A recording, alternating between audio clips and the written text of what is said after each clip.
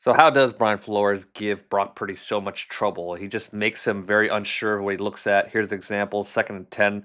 They're going to come out in their too high shell, and from here they could shift into any of their coverages. They could be in cover 2, they could be in cover 6. They've been quarters, they could rotate into single high. But here they're actually going to play man coverage, which they don't do very often ever since Brian Flores got to Minnesota. But Purdy finally gets a big clue that the defense is in man coverage when a defensive back follows Debo across the formation. But this happens right before the snap. And after the snap, it looks like Purdy's taking an extra half second look at the safety. Maybe he's trying to look him off. Maybe he's just trying to confirm the coverage because the safeties move so much in this defense.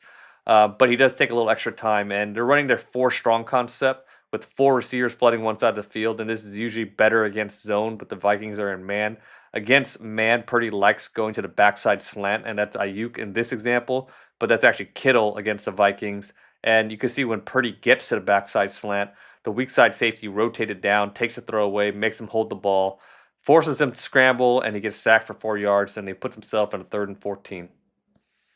In my weekly column, Coaching Calls for the Athletic, I got a little bit more in depth about Brian Flores' plan and talked about other decisions I liked and disliked. You can find that in the thread below.